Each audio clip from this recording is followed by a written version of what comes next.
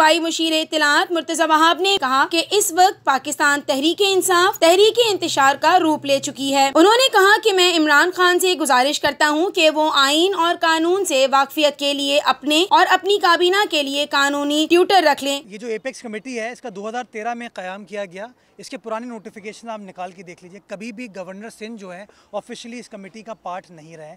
मुझे नहीं समझ आता कि इस तरह की बातें ये वज़रा क्यों करते हैं। मैं गुजारिश ये करना चाहूँगा इमरान खान साहब को कि एक कानूनी ट्यूटर रख लें इन तमाम वज़रा के लिए कि पहले, और अपने लिए भी बिल्कुल अपनी काबीना के लिए एक ट्यूटर रख लें जो कि मैं तैयार हूँ। पूरी सिंध हुकूमत तैयार है कि जहाँ जहाँ उनको कानूनी मसले मसाइल पर कोई आगाही की ज़रूरत हुई तो हम देने को तैयार हैं। हम चाहते हैं कि जो चीज़ भी वफाकी हुकूमत करे या सूबाई हुकूमत करे वो आइन के मातहत हो। तो इस तरह के ऐलानात करने से पहले इनको देख लेना चाहिए कि आइनी हदूद क्या हैं, गवर्नर की क्या आइनी हदूद हैं। आर्टिकल 105 ये कहता है कि गवर्नर साहब जो भी काम करेंगे वो सूबाई काबीना और वज़ीर आला के कहने पर करेंगे और हमारा जो मशवरा होगा वो पाबंद होंगे उसको फॉलो करने के लिए, और कोई अथॉरिटी कोई शख्स उस मशवरे को क्वेश्चन नहीं कर सकता। तो गुजारिश मेरी ये है कि ये वज़रा बड़ी बड़ी बातें करने से पहले और फिर यू टर्न लेने के बजाय, जिसमें उनको शर्मिंदगी भी होती है,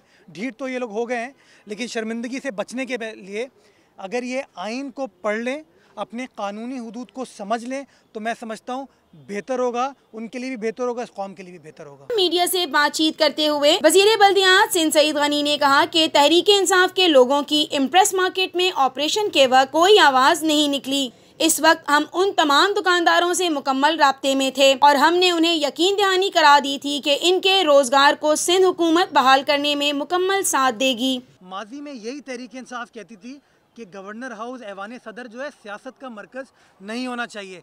आज एक और यू टर्न इन्होंने ले लिया कि वज़ीर आज़म जब कराची आते हैं तो अपनी मीटिंग्स जो हैं, सियासी मीटिंग्स, वो गवर्नर हाउस में करते हैं। उनको चाहिए अगर वो सियासी मीटिंग्स कर रहे हैं तो जाके इंसाफ हाउस में करें, गवर्नर हाउस इस काम के लिए नहीं है। उसके तो ऐलान कर चुके थे कि दीवारें तोड़ के पब्लिक के लिए आम कर देंगे। पब्लिक के लिए तो आम किया नहीं, सिर्फ अपने MNA MPs के लिए उन्होंने आम किया हुआ है। सदर में कोई एक रेस्टोरेंट था, उस पर पता नहीं उसका कोई बोर्ड वोर्ड टूट गया था, तो उसके बाद पता चला कि शायद तजावज़ात में जो है वो लोगों से ज़्यादती हो रही है।